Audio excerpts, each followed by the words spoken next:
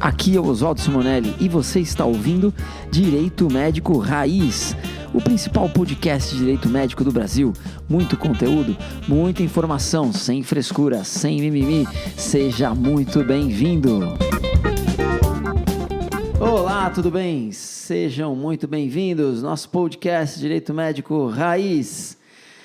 Hoje, com uma presença ilustre aqui ao meu lado, doutora Milena Bassani. Milena, minha aluna do programa de formação, trabalha hoje e tem desenvolvido um trabalho bem bacana, tem desenvolvido estudo a respeito disso, dando palestras, enfim, a respeito de reprodução humana medicamente assistida, reprodução humana, técnicas de RA.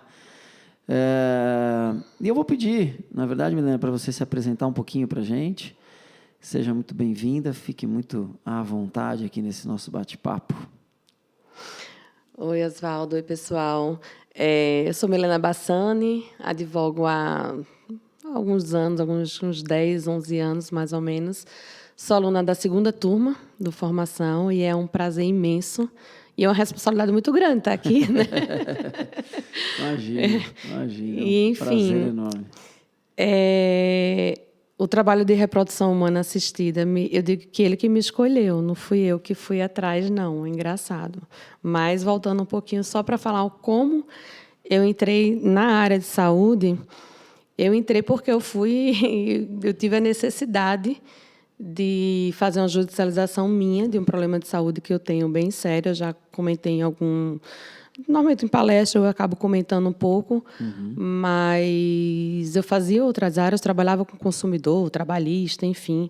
Acho que a maioria dos advogados começa na trabalhista, né? Trabalhista é uma porta de entrada boa quando a gente começa a advogar, é verdade. E eu tenho um problema de coluna sério, eu fiz uma cirurgia e menos de 2 anos depois o material, né, o parafuso implantado na minha coluna quebrou. E aí, a responsabilidade de quem é, né? Sim. Então, eu digo que eu me aventurei fazendo uma ação sozinha, nunca tinha feito uma ação de saúde na vida, mas eu me aventurei, é um processo que ainda está em curso, então a gente não tem o resultado, para você ver como a justiça é um pouco lenta. Mas eu me aventurei fazendo e comecei a estudar a área de saúde e os direitos dos beneficiários de plano de saúde, e foi quando eu comecei a gostar e comecei a entender que tinha algo muito errado. Né? A gente tem uma agência reguladora que, infelizmente, não atua como deveria atuar. E isso me causou um pouco de revolta. E aí eu comecei a atuar bastante para beneficiários de plano de saúde. Então, foi aí que eu entrei no direito da saúde. O direito médico em si, eu estou engateando ainda, logo depois da formação. Eu não tinha o contato com o direito médico propriamente dito. E eu estou começando já tem um ano, acho, um ano e meio. Estamos chegando... ano, né? Da formação a gente está chegando em um ano, né? Então a segunda turma tem alguns meses só. Nossa, parece que faz mais. Parece que faz mais, parece né? Que faz mais. Intenso. Parece que faz mais. E aí o direito médico em si estou engatinhando. Mas acho que de 4 anos para cá, eu comecei a receber uma demanda, foi aleatória, de mulheres que haviam me procurado que tinham problemas de infertilidade. Legal. Era isso que desculpa te interromper, aí é que a gente vai nesse ritmo de bate-papo, tá, Mi? Então a gente vai... Isso aqui é uma conversa quase de boteco. Mas com muito conteúdo, claro. Legal. Então, assim, a gente vê que, primeiro, assim, muitas pessoas entram, né, nessa área do direito à saúde, do direito médico. E eu assim, acho que é legal a gente só pontuar algumas coisas, e tem muita gente que me pergunta, mas tem diferença direito da saúde, direito médico, direito sanitário, não sei o que, tal. Na verdade, assim, tudo isso eu acho que é direito da saúde. E aí, dentro do direito da saúde, a gente vai nichando um pouquinho, isso é mais direito médico, isso é mais direito sanitário, na verdade... Bioética e tal. Aí tem, né, os ramos da bioética e tal, mas o direito sanitário, acho que foi o que veio primeiro. Hoje a gente trabalha mais com o direito da saúde, mas, enfim, no final das contas é tudo junto e misturado, tudo a gente vai ligar com o direito, com o direito da saúde, com o direito à saúde, né? Então, acho que é isso. E é interessante como você contou a sua história, né? Te agradeço até pela generosidade de compartilhar com a gente aqui sua história. Muita gente entra no direito ou entrou no direito médico por conta de alguma questão pessoal, né? Ou alguém na família que precisou de uma demanda, ou a própria pessoa, como no seu caso, que teve necessidade de ajuizar uma ação para fazer valer, enfim, algo que você acredita como correto com relação à sua saúde e tal. E aí é que eu brinco sempre que o direito médico, a gente é escolhido, né, por ele em algum momento, né? É difícil alguém que... Hoje a gente até já vê mais, enfim, o pessoal já começa a conhecer um pouco mais a área, mas a grande maioria é isso. Assim, é difícil alguém ver que se forma e falar, eu quero trabalhar com esse tal de direito médico. Na verdade, são pessoas que têm alguma relação com alguma questão de saúde e tal. E aí, enfim, aí é que eu quero chegar no que eu acho que você tem aí bastante conteúdo para compartilhar com a gente, né? Como é que você chegou até o estudo da reprodução assistida, a prática, enfim, aí conta um pouquinho para a gente como é que você entrou nesse ramo específico do direito médico. Foi totalmente por acaso. Chegou a primeira demanda. Chegou a primeira demanda, junto com uma colega minha lá de Recife, de uma pessoa, uma mulher que tinha um problema de endometriose. Tá. E a endometriose ela pode ser uma das causas da infertilidade, e, na verdade, é a que demanda a maior quantidade de casos. E chegou e eu não sabia nem por onde começar. Certo, e aí? Eu mal tinha ouvido falar em endometriose. Né? E hoje eu sou uma defensora nata dos direitos das portadoras de endometriose. Sou, inclusive, coordenadora da Endomarcha em Recife, que é uma marcha de conscientização que acontece no mundo todo. E chegou e eu fiz certo. Vamos lá estudar o que é endometriose, por que ela causa infertilidade. E eu acho que no direito médico e da saúde a gente tem que primeiro estudar a parte da medicina. Você fala muito dessa relação do direito com a medicina, porque a gente tem que entender como é que a gente vai explicar para um magistrado se a gente não entender. E aí eu fui estudar. Exatamente. E quando eu comecei a estudar sobre a reprodução assistida, sobre a endometriose como causa de infertilidade, eu me encantei.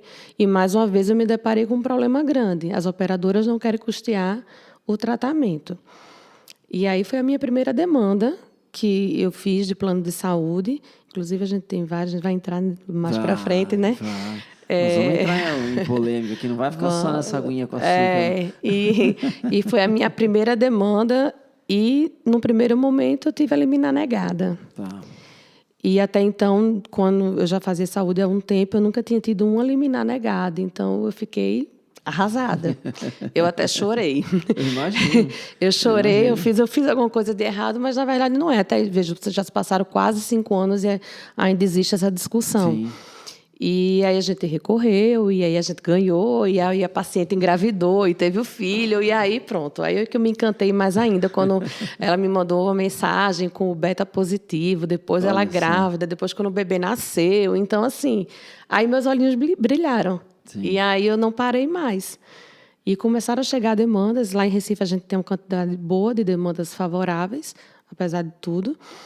E eu comecei a estudar, e foi quando eu encontrei livros sobre o assunto. Tem o livro do Dr. Eduardo, que eu digo que eu li o livro com borboletas no estômago, porque é um livro maravilhoso. E aí eu não parei mais, e até hoje a gente estuda e vai se aprofundando mais no assunto.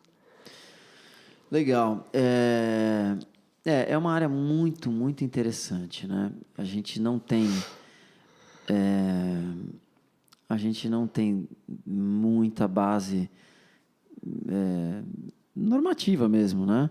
A gente trabalha basicamente com a resolução do Conselho Federal, né? Isso. Que de tempos em tempos ela vem sendo aí atualizada. Acho que o Conselho Federal foi pioneiro até na regulamentação desse tema, desse assunto, né? Se eu não me engano, a primeira resolução é do início da década de 90. Quer dizer, logo após a Constituição de 88 e tal. Mas eu acredito assim, que a nossa Constituição garante, né, o planejamento familiar, enfim, está lá no artigo 226, exatamente. Então, a reprodução, enfim, assistida, né, eu acho que ela tem, sim, a sua base na própria Constituição como parte do planejamento, principalmente nesses casos em que você coloca, quer dizer, em que há alguma patologia, em que há algum problema efetivamente médico que impede, né, a gestação e a gravidez natural, digamos assim, né, e que vem crescendo, né, vem crescendo. Eu não sei exatamente, enfim, série de razões,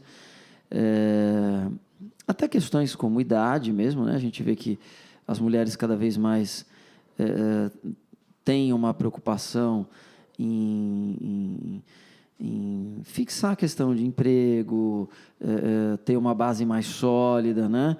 A gente vê que antigamente as famílias não tinham muito essa preocupação, até pela quantidade de filhos que se tinha antigamente, né? Então não existia, não se relacionava. E a mulher também não trabalhava como se trabalha hoje em dia, exatamente, né? Então... Exatamente.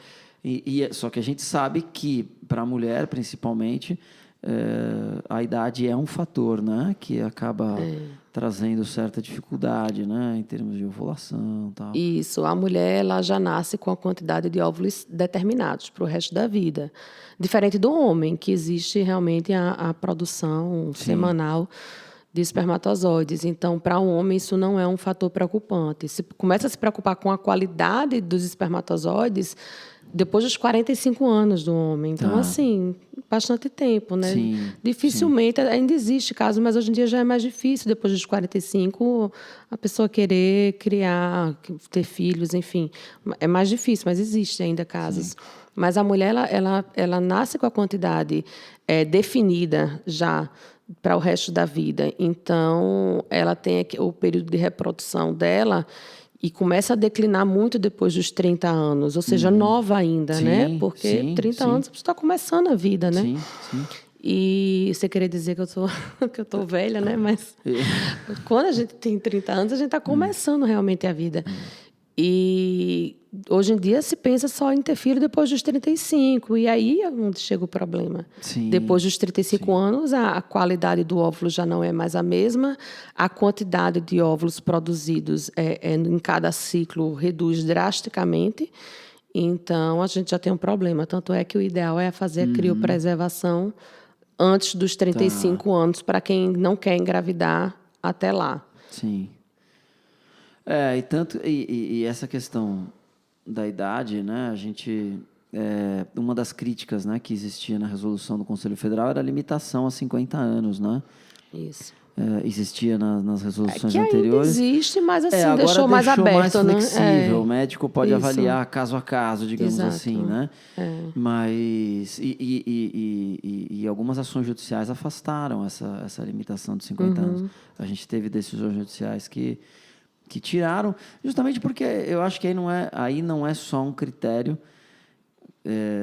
cronológico, é um critério físico de análise a ser feita pelo profissional médico. Quer dizer, ele tem que olhar o caso individual e ver, enfim, não é a questão especificamente da idade que vai ser limitante, né?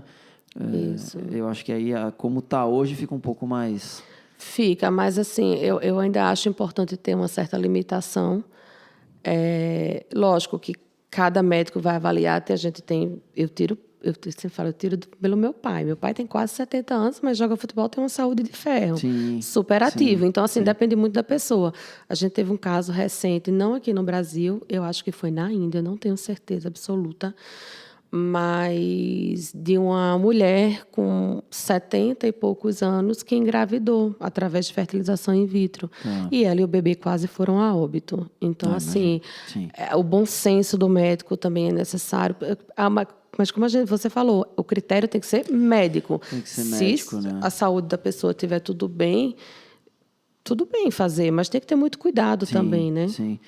E alguns aspectos, assim, vamos agora entrar em algumas questões mais específicas da nossa estrutura, né, normativa, como eu já comentei, é pouca, basicamente a resolução do Conselho Federal, tem a norma do CNJ, que trata aí da parte documental, de registro em cartório e tal, mas principalmente quando trata da gestação por substituição, né, vulgarmente conhecida como barriga de aluguel, mas algumas questões interessantes, né? Aqui, por exemplo, a gente não permite a sexagem, né? Isso. Então, você não pode escolher o sexo do bebê. O que você acha? Eu queria a tua opinião a respeito disso. Assim, você acha que, ok, é uma norma importante a gente ter essa proibição ou não? Poderia-se ter uma possibilidade de margem aí? Eu digo porque, por exemplo, vamos numa seguinte situação. Vou pegar o meu caso concreto. Eu tenho 3 filhos, 3 meninos. E aí pode ser que eu quisesse ter a certeza de que a próxima seria uma menina. Então, eu vou fazer uma reprodução assistida e eu digo para o médico, olha, eu quero uma menina agora, eu já tenho 3 meninos. Quer dizer, será que a gente entra na questão da minha autonomia, poder fazer essa escolha? Ou a gente teria aí uma abertura perigosa, porque a gente pode ter uma diferença até populacional, começam a se ter mais meninos ou mais meninas, e a gente tira aí a seleção natural, digamos assim. Isso. O que você acha dessa... Eu acho assim que... E aí eu já vou engatar numa outra pergunta, para você complementar.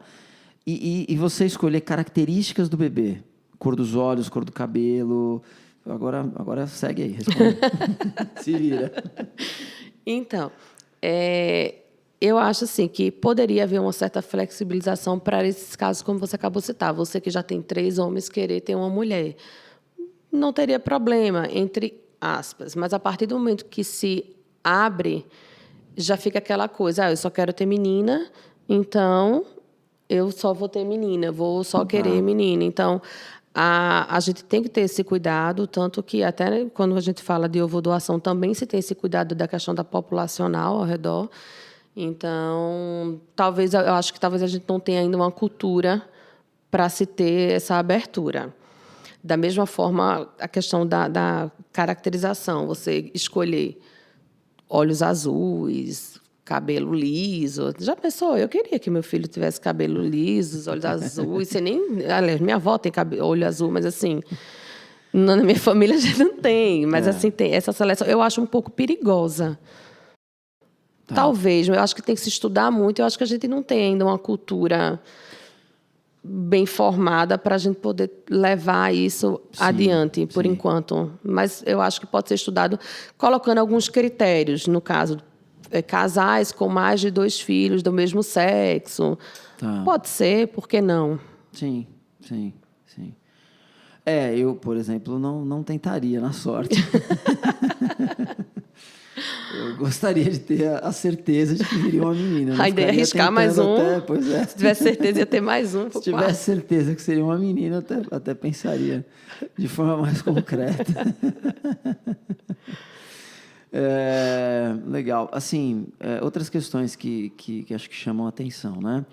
Aqui é totalmente proibida qualquer forma de comercialização, né, dessa relação. Então, a gente não pode ter... primeiro, remuneração pela doação, né? Doação de espermatozoide, doação do sêmen, né? Doação de óvulo. Isso tem que ser sempre feito a título gratuito. E eu sei que nos Estados Unidos, por exemplo, isso é um comércio grande, né? Lá, na verdade, assim, o homem, coitado, ele ganha muito pouco pela doação de sêmen. O que vale mesmo lá é o óvulo. Porque o óvulo é muito mais complexo, né, para você fazer a coleta. Exatamente. Mas, assim, a gente vê que lá funciona e funciona bem, né? Pelo menos o que a gente vê à distância. Tem moças que pagam a sua faculdade inteira com a doação de um óvulo, digamos assim, né? Enfim, tem sites em que as pessoas se cadastram, né? E aí quem vai escolher o óvulo pode escolher exatamente a mulher de acordo com as suas características, tal. E a própria questão da gestação de substituição, né? Que a gente comumente chamava de barriga de aluguel, teve até novela, né, a respeito disso. Mas, na verdade, a gente chama de maneira errada porque não há aluguel, porque não tem contraprestação. Exatamente. Você não está alugando. Agora a gente está usando mais a barriga solidária. A barriga solidária, Mas faria sentido você falar barriga de aluguel quando, de fato, você está locando, né, o espaço para uterino. fazer o espaço uterino, né? É um contrato de locação. O que você acha da questão financeira? Mas é a sua opinião mesmo, assim, de maneira bem, bem tranquila. Se você é a favor, contra... Eu sou a favor. Eu sou a favor porque, veja só, como você falou, eu olhando mais o lado feminino, o óvulo, a gente tem uma série de tentantes, como a gente chama as pessoas que querem engravidar e não conseguem, que não têm óvulos de qualidade e precisam de uma ovodoação, que é permitida na Resolução 2168 do CFM, mas que não tem, porque a demanda é muito mais complexo você fazer a coleta de um óvulo. A mulher ela precisa passar por uma estimulação ovariana que é cara, cerca de 9 a 10 mil reais Uau. de tratamento, de medicamentos. Então, assim, é caro. Para fazer a coleta, tem que ser anestesiado. Então, assim, é um procedimento. Então, poxa, se eu vou doar, eu tenho óvulos saudáveis para doar, para ajudar uma pessoa, por que não receber um valor, ainda que seja só como uma recompensa? Não vai enriquecer. Sim. Ou talvez não pagar uma faculdade, mas assim, um valor de um salário mínimo, 2 salários mínimos, que seja só como uma forma de estimular e a gente poder ter uma quantidade maior no mercado para ovodoação, e que falta muitas vezes. A gente não tem o comércio direto, mas existe um certo comércio, porque existem os programas de ovodoação dentro das clínicas que é permitido. Que é a situação em que eu preciso de um óvulo, eu quero engravidar, não preciso fazer a fertilização, mas eu não tenho condições financeiras de arcar com o custo, porque é bem caro. É um custo que pode chegar a 50, 60 mil reais cada tentativa. Então, se eu não tenho essa condição, mas eu tenho óvulos, bastante óvulos e saudáveis, eu dou uma parte dos meus óvulos, até metade, mais ou menos, e eu tenho um desconto. Ou seja, não deixa de ser uma certa venda, né? Assim, eu tenho um desconto na hora do procedimento. Então, existem clínicas que podem chegar a 100% do desconto no procedimento. E quem paga o medicamento para estimulação é a mãe que vai estar recebendo o óvulo doado. Então, assim, não deixa de ser um certo comércio. Se você parar para pensar de forma bem grosseira, vamos dizer assim. Então, assim, eu acho que não teria, eu não vejo problema algum na questão da doação de óvulos, de embrião, serem pagos. Eu, sinceramente, não vejo problema. Não haver uma contraprestação. Não, uma contraprestação, assim... Lógico, de ter um melhor embrião vai ser mais caro. Eu acho que não deveria ser pela qualidade, mas, assim... Independente da cor dos olhos, do cabelo, não deveria precificar dessa forma. Mas um valor fixo, que seja, vamos lá, um salário mínimo pela doação. Eu acho que estimularia e acabaria dando a chance de outros casais poderem ter... eu acho que, de repente, não sei, enfim, pode até ser que você fazendo essa doação de óvulos remunerada... Isso pode, a médio prazo, até baratear um pouco o custo da própria reprodução. Isso fica mais acessível, é caro. Que ainda é caro. Muito e daí caro. é que vem toda a resistência dos planos de saúde. Mas, sabe, olha, eu não consigo entender por que tanta resistência dos planos de saúde. A gente a gente tem procedimentos tão caros, assim. Veja, uma videolaparoscopia. Vamos falar dentro da própria do contexto da reprodução. Uma mulher que tem endometriose, ela não consegue engravidar. A endometriose é assintomática. Vamos dizer que ela não tem sintoma nenhum, então, a via de regra, ela não precisaria fazer nenhuma cirurgia.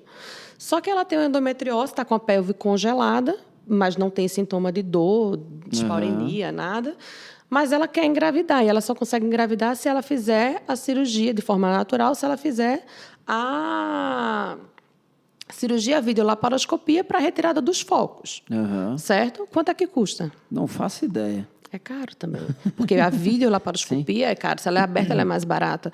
Mas hoje em dia só se faz por vídeo, pela recuperação, deshospitalização mais rápida, enfim. Então, vejam, tem mulheres que já fizeram cerca de 6 videolaparoscopias para poder tentar engravidar de forma natural. Esse valor já ultrapassou uma tentativa. Sim. Então, assim, não faz muito sentido se você parar para pensar dessa forma. Então, assim, eu acho que falta uma análise individualizada dos planos de saúde. Ah, sim, isso sem dúvida, isso sem dúvida.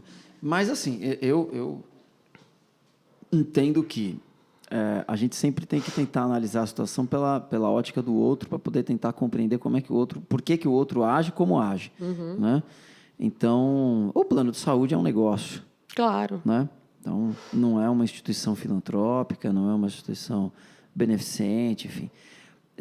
Ele quer ter a margem de lucro dele sempre presente, cada vez maior, se possível, né? Sim, por isso eles restringem tanto, né? Então, é por isso que vem as restrições. E aí, enfim, o que me preocupa, na verdade, são as restrições, não que vêm do plano, mas que começam a vir do judiciário, né?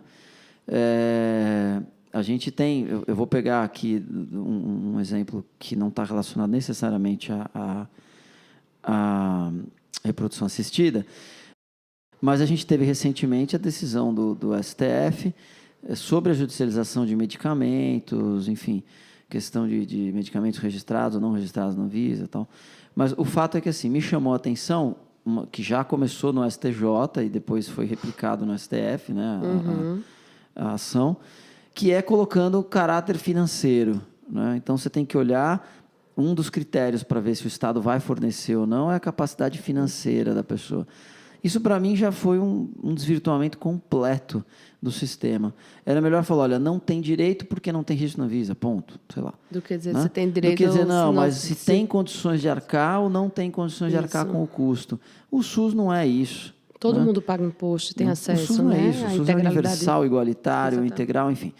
Então, me preocupa um pouco quando o judiciário começa a entrar, digamos assim, nas questões financeiras, né? No aspecto financeiro.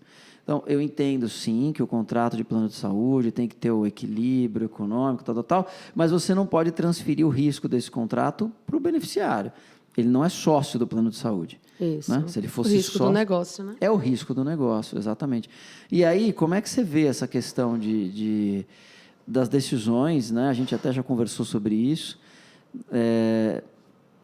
Tem alguns posicionamentos do STJ já contrários à reprodução assistida a ser custeada pelo plano. Como é que você vê isso e como é que você enxerga? Porque eu acho que há possibilidade, sim, de reverter a jurisprudência, há possibilidade da gente... Assim eu espero. A gente viu esses dias, né, alguém postou aí no grupo uma decisão de um TJ do Tribunal de Justiça, Da Bahia, da Bahia, essa semana. que concedeu tal. Fala um pouquinho sobre a jurisprudência, assim, eu queria que você comentasse um pouco. Então, quando a gente fala... Porque, assim, as decisões do STJ, eu tenho uma certa posição contrária. Por quê? Eles falam muito da questão contratual. Uhum. Aí a gente vai se ater ao contrato. O contrato de plano de saúde exclui a reprodução assistida. Não, ele não exclui a reprodução assistida. Ele exclui a inseminação artificial. Tá. Então, assim, quando a decisão do ano passado, e salvo engano, desse ano do STJ, se fundamentou da mesma forma, de que eles colocam o tópico seguinte: o custeio do tratamento de inseminação artificial pela técnica de fertilização in vitro. Opa! Tá. Faltou técnica. Tá. Não é o tratamento de inseminação artificial por uma técnica de fertilização in vitro. Inseminação artificial é uma técnica, fertilização in vitro é outra. São certo. 2 procedimentos diferentes, que existem 2 códigos diferentes, e a gente vai ter a questão mais administrativa do plano. Então, assim, se eu for fazer uma laparoscopia, é um código. Se eu for fazer uma videolaparoscopia, é outro código. A finalidade, o fim é o mesmo? Pode até ser. Sim. Mas são situações diferentes. Sim, o plano de saúde, ele realmente vem as cláusulas de exclusão de inseminação artificial, e aí eles colocam parênteses, como técnica de reprodução assistida. Aí ele começa a descrever de forma completamente técnica, que eu, no primeiro momento, quando eu li, eu não entendi nada. Eu não entendi nada, o que é ocitos, o que não é, o que... Não sabia o que era. E o consumidor vai saber?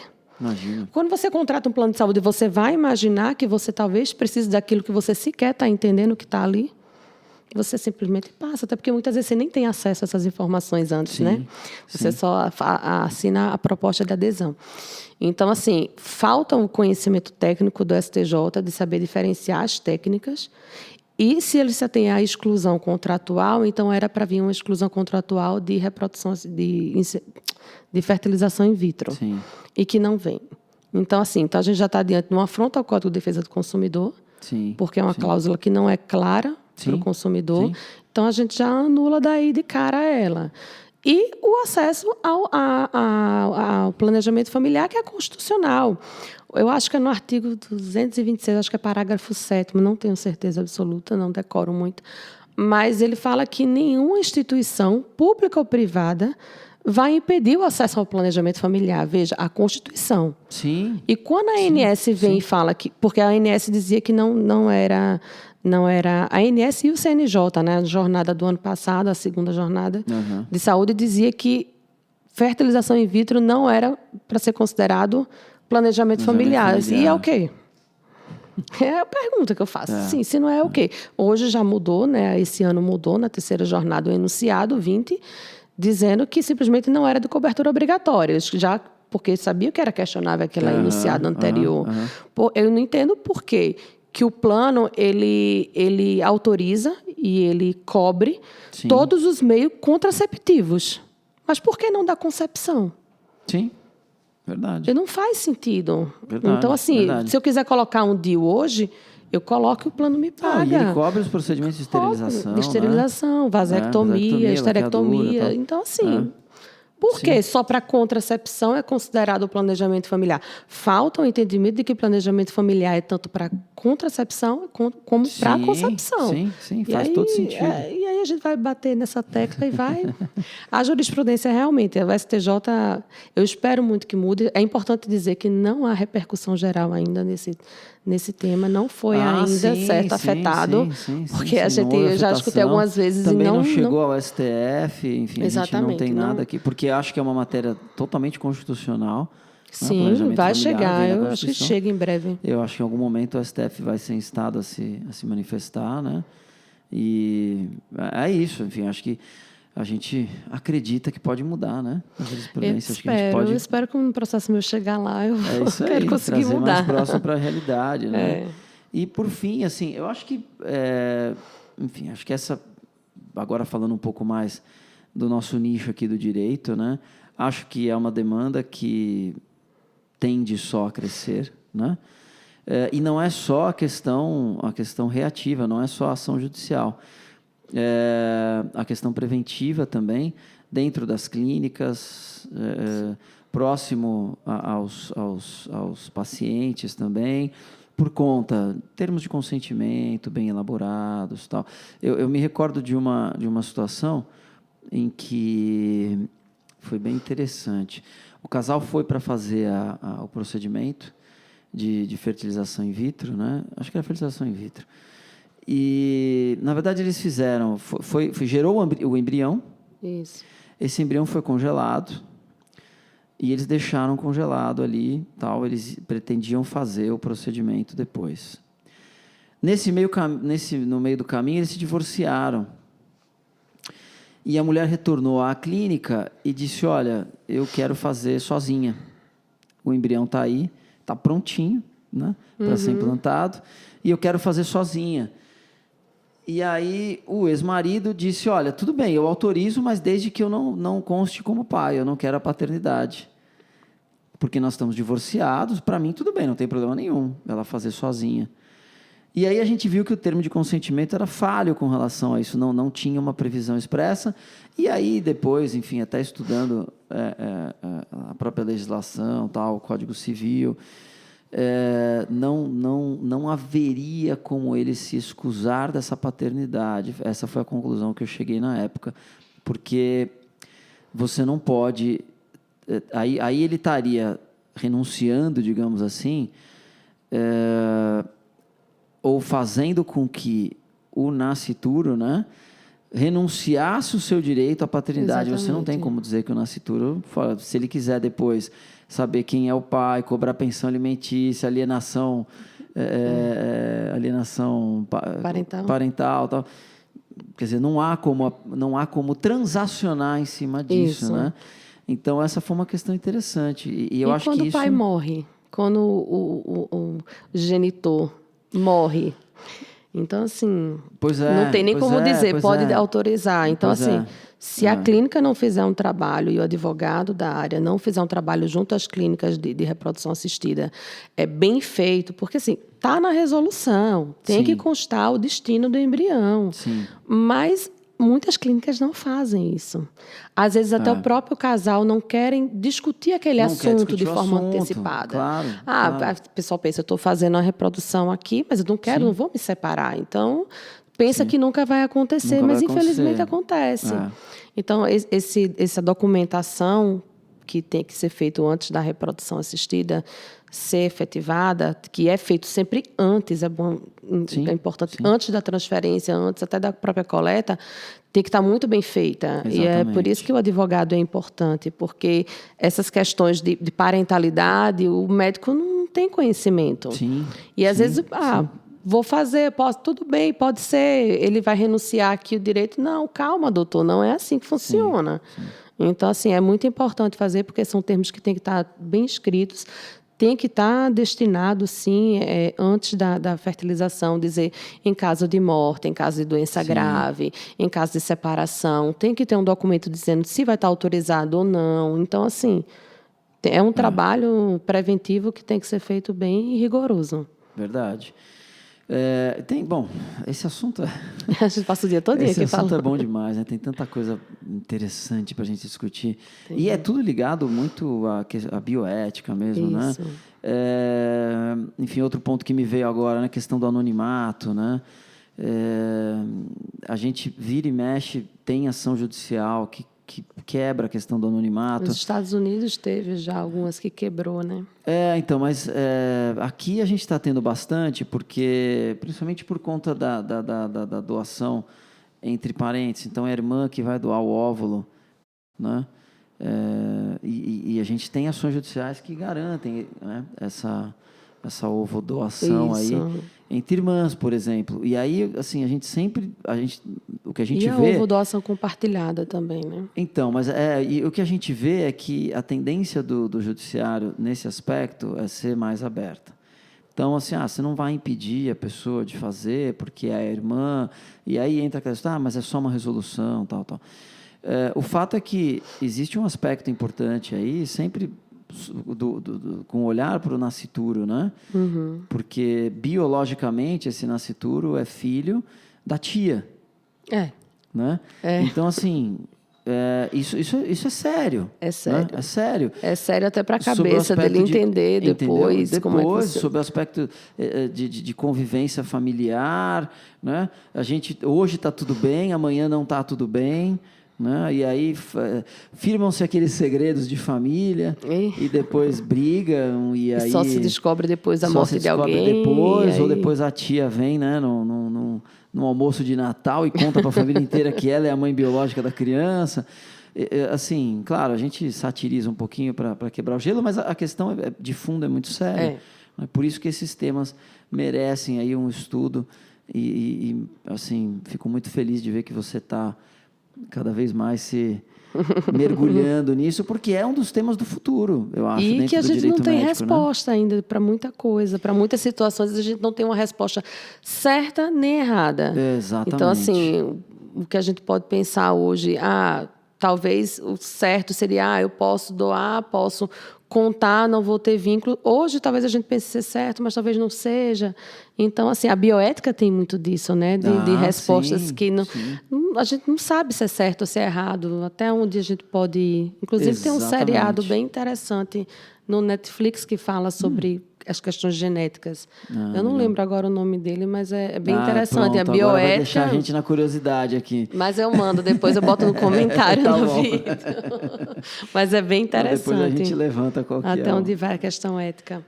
Pois é. A bioética trabalha com um termo, né, que chama slippery slope, acho que chama. É a teoria da ladeira escorregadia, né? Então, quando a gente estava falando sobre a questão da sexagem e tal, quando você abre uma possibilidade, aquilo vira uma ladeira escorregadia. Isso. Você não para mais, né? Por isso que se restringe tanto nesse primeiro momento, né? Eu acho que sim, Eu só sou favorável à questão da remuneração. Eu acho que isso funcionaria de uma maneira melhor, enfim. Não necessariamente criando um comércio em cima disso, mas acho que uma contraprestação financeira, eu acho que seria bem razoável, não vejo problema com relação a isso.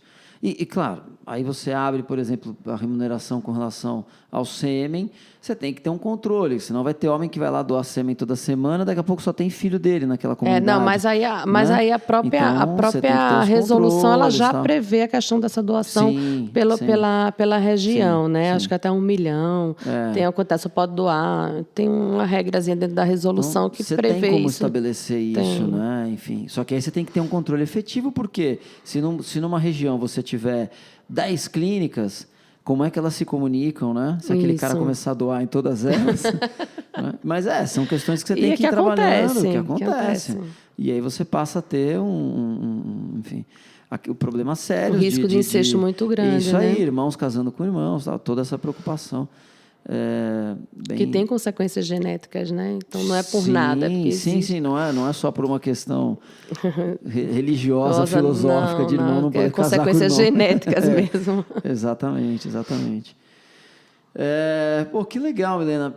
Não sei se você quer complementar alguma coisa, tem algum aspecto que você acha que ficou fora aqui do nosso bate-papo, que você queira... Eu acho um pouco importante a gente falar da possibilidade da fertilização da reprodução humana para homossexuais, porque ainda é um tabu. Sim, existe um tabu ainda muito grande com relação a essas possibilidades do que pode e o que não pode ser feito. Então, acho que é importante...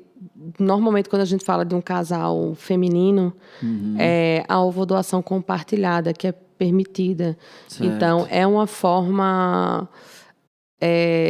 de ambas se sentirem que o feto, o embrião desenvolvido pertence às duas, que seria o caso, eu ceder o meu óvulo e vai ser implantado, logicamente, com a doação do gameta masculino, e o embrião é colocado na outra, então as duas participam de forma direta da gestação.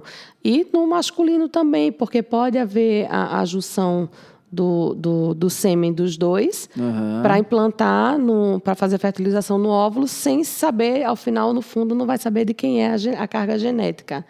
Então, é bem importante. E é permitida a questão de registro também. Vai estar constando o nome que do CNJ é a 63, eu acho, né, que fala sobre o registro. 63. De 2017. Eu não lembro o ano. Mas, assim, que o registro do nascimento vai estar constando somente a mãe ou somente os pais. Não vai ter a opção, o registro do pai vazio. Não vai estar somente os genitores lá, as duas mães ou os dois pais. Enfim, é importante a gente frisar essa permissão. Que muitos acreditam que não podem fazer ou não sabem nem como fazer. Sim. E é interessante, né? Enfim, o nosso cérebro humano, né? Ele tem os seus mistérios. A gente vê, por exemplo, no caso de homens, o mix, né, de espermatozoides. Então, é o casal masculino, né? Os dois, né, entregam o sêmen, né? Isso. É feito esse mix e é feita a implantação no óvulo e tal. Quer dizer, não há como o bebê ter a carga genética dos dois. Não, é impossível, é só um que vai fecundar. Mas é interessante que, psicologicamente, isso tem um efeito enorme, porque fica como se, efetivamente, os dois tivessem participado, né, da fecundação. É interessante você isso, sabe que tem um estudo já... E é importante até, né? Psicologicamente é importante, né? Importantíssimo. E tem um estudo já que... Eu não sei a fundo, porque ainda é um estudo muito recente, da possibilidade do óvulo ele fecundar sozinho, sem necessidade da participação do homem. Aí ou você do acabou. espermatozoide. Aí nós vamos servir para quê, Milena? Desculpa. Mas já existe. Qual vai ser a nossa função nesse mundo? Infelizmente, Se a mulher já carrega por 9 meses. Já existe esse estudo, ela é que bem faz interessante. Aí que talvez não haja mais essa necessidade. Mas fica aí, mais uma questão bioética. E aí, como é que vai funcionar? Imagina, a autogestação, aí acabou a nossa Imagina função como é que nesse vai mundo. ser. Meu Deus do E o céu. transplante de útero, né? Super E o recente. transplante de útero, verdade. O Hospital das Olha Clínicas aqui de São Paulo quantos fez assuntos, também, né? mas foi feito exclusivamente para gestar. Tá. Né? Ainda não fixou, Sim. não se sabe ainda como esse transplante ficaria na mulher, porque a quantidade de imunossupressor que ela precisa tomar, Certo. ela não conseguiria amamentar. Tá, Então, tá, na verdade, não teria esse benefício. Seria feito o transplante, já foi feito, Tá. acho que 2 vezes aqui no Hospital das Clínicas, ou mais, 3 no máximo, e que o bebê nasceu já, mas na hora do nascimento é retirado o útero. Tá, Mas aí é mais uma entendi. forma de que pessoas que têm problemas no Sim, útero, ou que já sim, fizeram, sim, sei lá, uma esterectomia, Exatamente. poder gestar também, ter o prazer de gestar, né? E assim, para terminar, a gente vai tendo uns insights, a gente vai lembrando. Eu me lembro de notícias que saíram aí na imprensa, né? Há pouco tempo, e de vez em quando ela sai, né? Que são aqueles casos de mulheres que vão até casas de homens que se oferecem na internet para doar o sêmen. E aí ele faz a ejaculação ali num potinho, retira com a seringa, a mulher vai para um A quartinho do lado, autoinseminação. autoinseminação. Não façam isso, hein? Pelo amor de Deus, é um Não risco muito grande. Isso é um Mas risco. o pior é que tem muita gente que faz. Tem muita gente que faz porque é barato, né? É prático, né? É prático e barato, quer dizer, mas acha que só porque não está tendo a relação, enfim, não há o risco de contrair doença e tal, isso não existe. Há, sim, uma série de riscos E aí. a responsabilidade também, né? Paternal. Isso também, aí, assim, que não adianta esses caras que se oferecem na internet não tem a segurança de um contrato, achando de que eles doação. estão livres de qualquer forma de ação depois De paternidade. tudo porque, não, eles estão sujeitos, sim. Exatamente. Né? Então, a gente sabe que, enfim, isso acontece, né? Até por essa questão que a gente já comentou, são procedimentos caros, né? A reprodução assistida não é barato. Então, não façam isso, por favor. Tá? Não façam esse tipo de autoinseminação, inseminação in natura, sei lá o nome que vocês queiram dar, mas não façam isso. Puxa vida, hein, Milena? Que legal, obrigado, hein? Muito feliz eu que de você estar agradeço, aqui. foi tão bom, eu gostei. É bom, né? E esse bom. assunto é isso, a gente pode ficar aqui falando até... Sim, passaríamos o dia inteiro aqui falando. São muitos os aspectos, mas a gente conseguiu abordar os principais aqui. Sim. Novamente, assim, parabéns por você estar se dedicando ao estudo desse assunto. É um estudo que eu gosto muito também, mas fico muito feliz de ver você se dedicando e assim, com aquela ligação que só o direito médico proporciona. Pois né? A gente não explica, né? Um amor que nasce de repente, e de repente mesmo. É isso mesmo. Não fui eu que escolhi, foi ele que me escolheu, realmente. E eu fico imaginando, assim, como você falou, quer dizer, a satisfação, né? De você pegar um caso desses e aí você coloca, enfim, e vê a criança nascendo, né? Através de uma liminar. Eu tenho um arquivo de fotinhas dos bebês. Legal. Eu digo que são meus bebês também. Eu tenho uma certa participação. Então, assim, não tem nem palavras para descrever, assim, a emoção de quando a gente vê que deu certo. Sim. E quando você vê mães que não tinham trompas, que tiveram gêmeos. Então, assim, Olha só. a possibilidade da medicina é lindo demais, assim, de poder participar, de certa forma, né? Você conseguir, seja através de um medicamento para uma gestante de alto custo, seja através da própria reprodução assistida, e você olhar depois o resultado dos bebês, é muito bom. Não existe faltou um assunto, hein? Eu acho que no Brasil é proibido, né? Que é aquela redução A redução embrionária. Embrionária, né? É, Eu ela acho que é né? proibida pela resolução. Porque eu sei que em alguns nos Estados Unidos, em alguns estados, ela é permitida, né? Mas que você faz aquele... Até por isso que a gente tem a limitação de possibilidade de implantação de óvulos, né? Sim, Dependendo da idade. Porque assim, você pode implantar um só, mas ele pode se dividir no útero. Então tem que ter muito cuidado. Então tem essa limitação e a redução ela não é permitida. Porque seria um aborto. É um aborto, né? Seria um aborto. Apesar que eu acho que deveria ser permitida a redução embrionária. Vamos supor, uma pessoa com 40 anos, é permitido colocar 4 embriões. Esses 4 se multiplicam. Então, assim, mesmo que um se multiplique, virem quíntuplos, então pode ter um risco muito grande para a mãe, deveria ser permitida a redução embrionária para garantir a saúde da mãe e dos próprios bebês. Então, reduziria 1 ou 2, dependendo de como fosse, assim. Mas cada caso, logicamente, tem que ser tratado de forma individualizada. Eu me lembro de quando eu estudei isso, que tem, por exemplo, estados norte-americanos que você pode fazer a redução, quer dizer, você implantou, virou gêmeo, você quer reduzir, ficar com um só. Porque em alguns estados lá é permitido o aborto, né? Então, meio que vai nessa mesma linha de raciocínio. Se é permitido o aborto, por que eu não posso diminuir? Aqui no Brasil não pode, né? É outra discussão que a gente tem aí também, né? Até do ponto de vista bioética e tal. Acho que agora acabou. Acho que sim. Acho que a gente abordou quase a resolução toda. A resolução toda. E fomos além até, né? Buscamos até outros aspectos. Milena, obrigado. Eu que agradeço, foi tão bom. Muito bom ter você aqui com a gente, falando sobre esse tema que é, novamente, assim, acho que é um tema do futuro.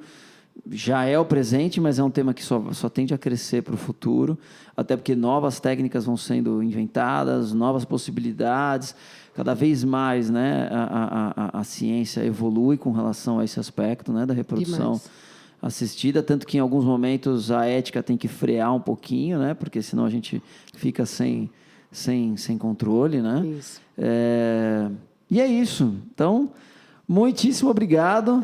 Eu que Prazer agradeço, enorme ter você com a gente aqui. É uma honra. Você não sabe quanto estar aqui. Imagina. Conhecer aqui o estúdio de pertinho. Então, assim, a gente que assiste as aulas está sempre de longe, né? O de Recife. Aqui então, é onde aqui tudo acontece. Estar aqui é muito bom. Estou muito feliz e honrada. Obrigado. Obrigada. Pessoal, muito obrigado por terem ficado com a gente. Espero que tenha sido um episódio muito bom. Eu, particularmente, adorei essa nossa conversa aqui, tá bom? E é isso, Direito Médico Raiz. Muito obrigado por estar aqui com a gente. Um grande abraço, até o próximo episódio. Valeu, obrigado.